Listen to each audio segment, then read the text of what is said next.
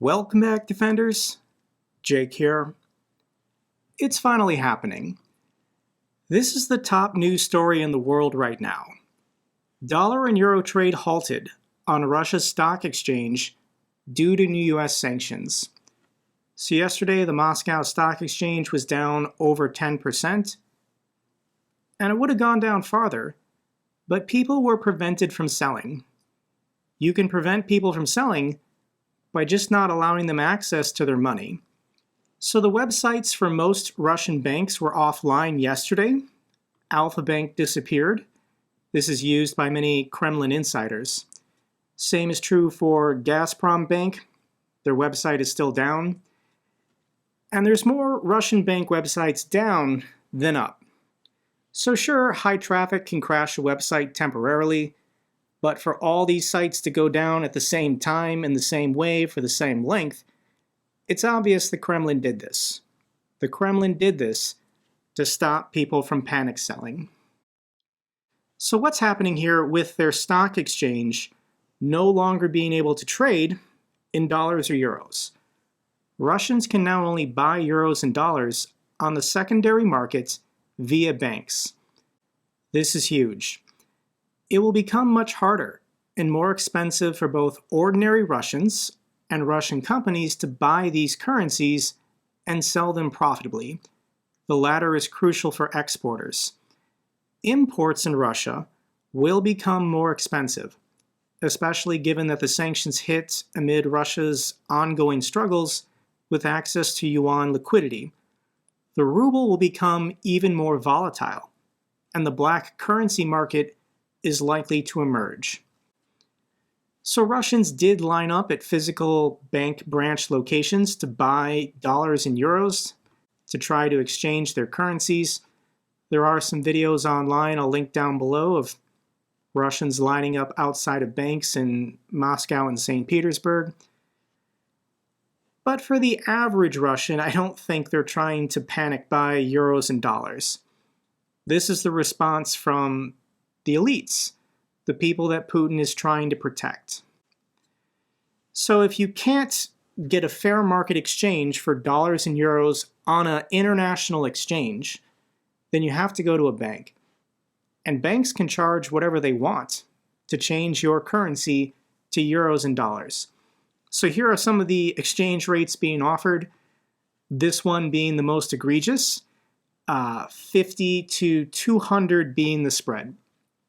What this means, if you're familiar with exchanging currency, is let's say you have a US dollar and you want to trade it for Russian rubles or euros.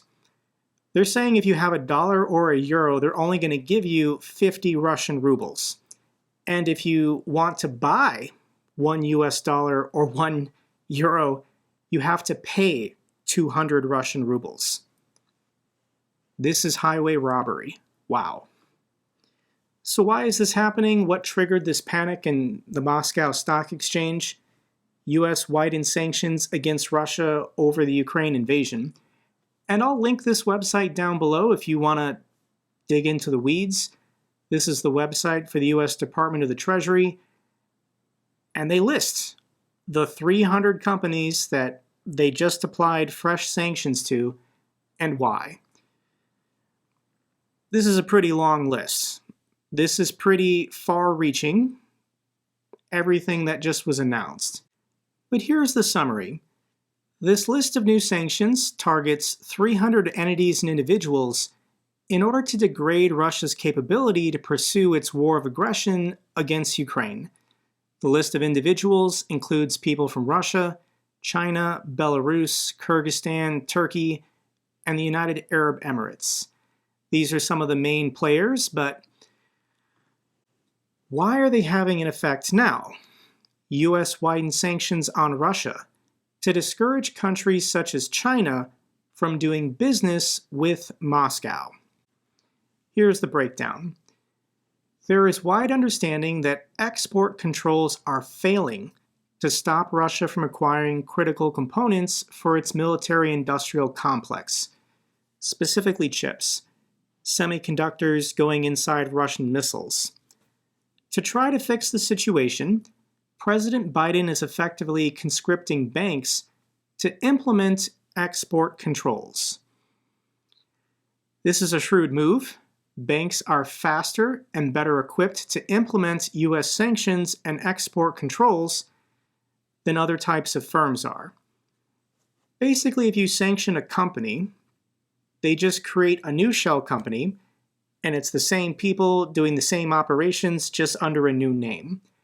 But if you threaten to sanction a bank for doing business with a shell company freshly created that's sending chips to Russia so they can be used in missiles, well, now that bank is at risk of being sanctioned again. And it's not easy for a bank just to rename itself and then evade sanctions. So this is targeting Chinese banks specifically. Russia's newly opened VTB bank branches in China have been the loophole that Chinese exporters have been using for transactions from Russian buyers. So the real panic is actually occurring in China with their minor banks. The United States Treasury Department is saying, we know what you guys have been doing. We apply sanctions on a certain company, they just rename themselves, and you keep doing business with them. We have the proof, we have the transactions. So the United States is saying, we're not going to let you do this anymore. If this keeps happening, then your bank will be sanctioned through secondary effects. You guys will be punished if you keep helping Russia's military-industrial complex. The UK and the European Union also announced fresh sanctions, EU to impose sanctions on key Russian oil carrier. And Russia's entire business model as a country is failing. Gazprom is now a loss-making corporation. They don't make a profit anymore. And as long as they remain under sanctions, they're never going to make a profit. This is how Putin saved up $600 billion, the wealth fund of Russia, to fight this war. Russia's energy sector is collapsing. Every month they stay in business, all they do is lose money now. U.S. to announce new Russian sanctions at the G7 summit. This is happening right now. This is happening in Italy. Here's the G7 plus the EU president together. And they've come to an agreement to transfer $50 billion in profits from frozen Russian assets for Ukraine's benefit. So for the last 2.5 years, this has been the battle between governments that want to support Ukraine and private banks who don't want Russia's assets to be seized. And this is the compromise. The interest that's been accumulating for 2.5 years on $350 billion worth of frozen assets. This money is going to Ukraine. It's official. When you think about the scale of that, the U.S. aid package that was passed 2 months ago was $61 billion, and Ukraine's now getting another $50 billion. Now, I know what you're saying. What about that other 300? Ukraine's eventually going to get it. But there has to be a court process in which Russia participates and Russia agrees to transfer that $300 billion towards Ukraine's reconstruction in order for sanctions to be lifted. This is far in the future, but don't worry, Russia's never getting this money back. So the next question you might have is, why did this take so long? Many are asking why it took over 2 years for the United States to impose sanctions on the heart of Russia's financial infrastructure. There's some bad answers to that. The first bad answer is I think Western governments were allowing time for Western banks and corporations to divest from Russia, rather than just doing this immediately. People were given time.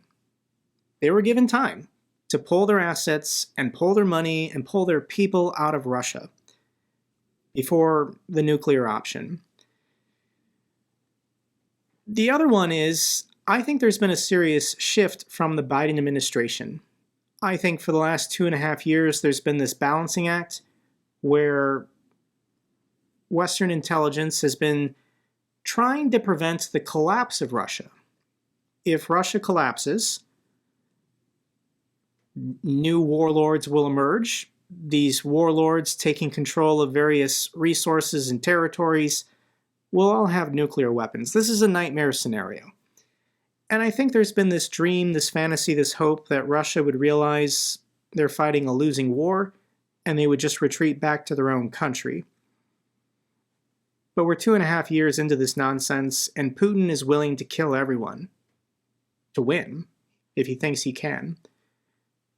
So I do think there's been a breaking point with Western governments. It happened in France 6 months ago. Germany is so close to being there. And I think President Biden has agreed we can't prevent the collapse and dissolution of Russia. Whatever negative scenarios happen in this future, this nightmare scenario of loose nukes being controlled by warlords fighting over gold mines and oil fields, but it's going to get bad. It's going to get real bad. Let's talk about the battlefield and what's been going on. Ukraine's HIMARS barrage decimates Russian radars and air defenses in the Belgorod Oblast. F-16s are arriving soon, and the top priority for Ukraine's military is to go after all these radars and air defense systems. This is Ukraine's Ministry of Defense. They put out a video showing the destruction of a Russian Buk air defense system. If you want to see it go boom, I'll link this down below. We've got another Buk air defense system, this time in Donetsk. This one was destroyed by an FPV drone. If you want to see it go boom, I'll link it down below. Ukraine reports blasting multi-million-dollar Russian Panzer S-1 missile system with a HIMARS. Once again, this is an air defense system. This was in Belgorod. And it's gone now. What a shift, guys. What a shift in the last 2 months since that aid package was passed in Congress. This was also a gift, Russia being stupid enough to reinvade the Kharkiv Oblast, this policy reversal about weapons being used on the territory of Russia. Things are spiraling out of control for the Russians fast. So for a report on the ground, how it's going in Kharkiv, we've got another update from an ordinary Russian soldier. This is his name, call sign Fixa Vesnin is his first name. And he says, "We don't know where to run. My badge number is AV067865. He then gives his military unit, and he's in the 83rd Assault Brigade. I'm appealing that we can't take it anymore. 3 days without food, water, and no support. I took over the commander's responsibility. The commander is wounded. Myasnik, call sign Butcher. Are you okay, Butcher? I can't. I'm exhausted. I'm very thirsty. The third one fell behind. He bled out. His call sign was Farah. He's probably dead. There are guys lying behind us too. I saw 5 wounded, 4 dead, all mangled. Nobody is looking for anybody. I don't know what to do next. I can't walk, but I want to live. We'll surrender. That's enough. Maybe we'll be able to live a little bit longer. There's no other choice. No ammunition, nothing. I'm very thirsty. Men, if anyone sees this, don't even think about signing contracts. Something's buzzing again." Looking good, Russia. Armenia to quit Russia's military alliance amid splits with Putin. Armenia is pulling out of the CSTO. That's Russia's version of NATO. So in the last 2.5 years, Russia's military alliance has gotten smaller, and with the addition of Sweden and Finland, NATO has gotten bigger. Good job, Putin. Baltic states to disconnect from Russian electric grid in early 2025. This is Latvia, Lithuania, and Estonia. They don't want their electrical grid being integrated with the Russians. This is a double-edged sword. They can't purchase electricity from Russia if they need it, but they also can't sell it if the Russians, for some reason in the future, need some energy imports.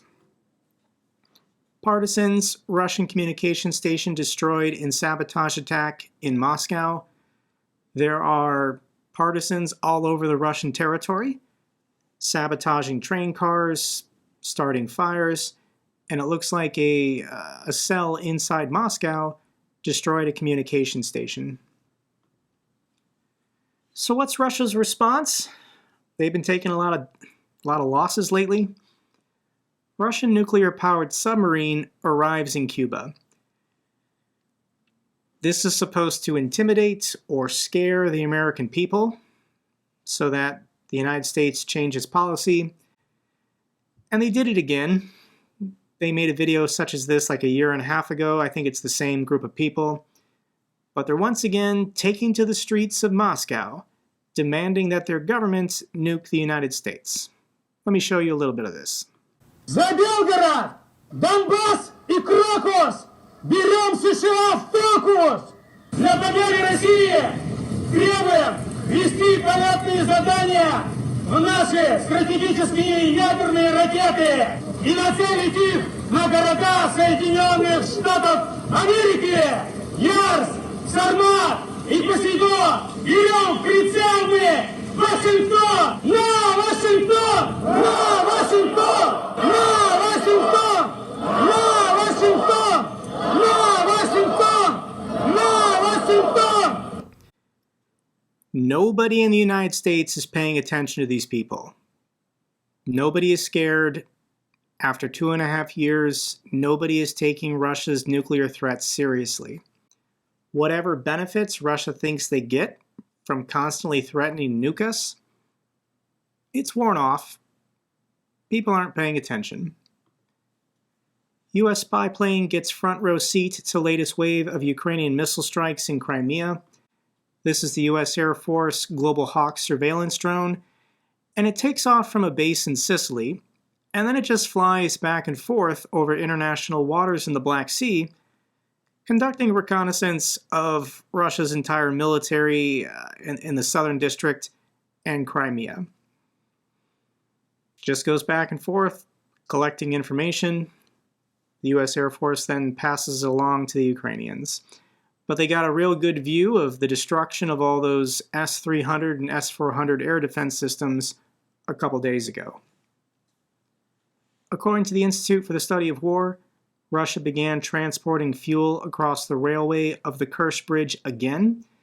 There were these reports that Russia wasn't using the bridge at all for military purposes, but that's nonsense. This bridge is going to go away pretty soon.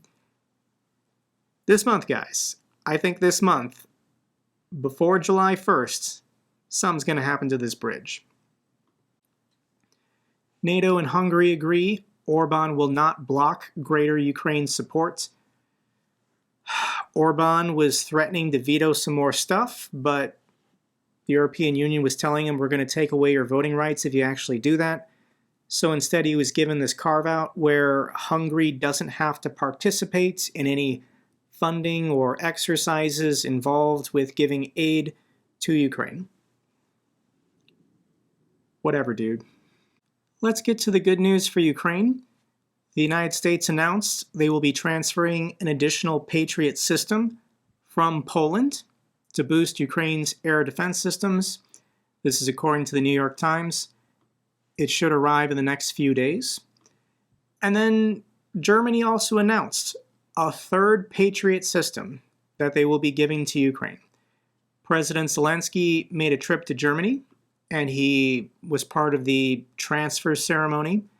These are the launchers that will be going to Ukraine probably this week. Thank you so much to the German people. Germany is also going to supply Ukraine with dozens of Patriot interceptor missiles. They've already sent 32 recently, but they'll be sending another 68 with this new Patriot battery system. Norway will contribute 240 million euros towards the procurement of air defense equipment for Ukraine. Thank you so much to the people of Norway. The Netherlands will allocate 60 million euros to bolster Ukraine's aerial and naval drone purchasing and production. Thank you so much to the Netherlands.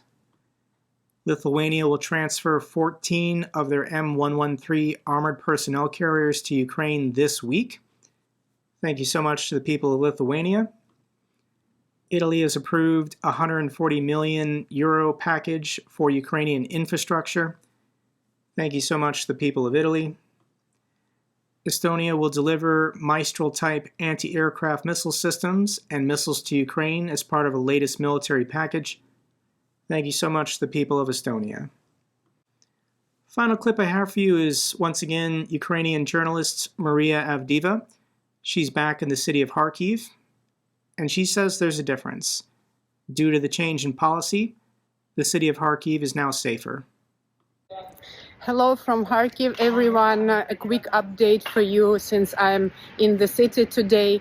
So the situation in Kharkiv feels much more calm after Ukraine has got the permission to hit Russian troops and Russian military vehicles in the territory of Russia. Several Russian S-300 launchers were destroyed. Russian reconnaissance drones don't feel as free in Ukrainian skies as they did before. So thank you everyone who supported this decision. Thank you to everyone who pushes for Ukraine to get more military aid, because this is critically needed not only in Kharkiv but in other Ukrainian cities to defend our civilians. Thank you for standing with Ukraine. Keep supporting us. Support us in our fight. Slava Ukraini! This is not just the opinion of Maria. I also follow Kate from Kharkiv. She states this: since the easing of restrictions on Western weaponry use, life in Kharkiv has significantly improved. While Russian missile strikes still occasionally occur and glide bombs can still approach northern suburbs, it's not entirely safe, but I increasingly venture outdoors. The omnipresent threat has diminished to a tolerable level. Yesterday I sheltered from the rain in a supermarket without the dread of it being targeted, as was with the epicenter. Thank you, your support truly makes a difference. This was all you guys. The political pressure, the continued support. You saved the city of Kharkiv. For now. There's still a ways to go. But that's all for this update video. Glory to Ukraine, glory to the heroes. If you enjoyed this video, give me a thumbs up. Best way to support the channel. Comments and questions, let me know down below. I love hearing from you guys. Till the next video, keep defending the truth, keep defending democracy.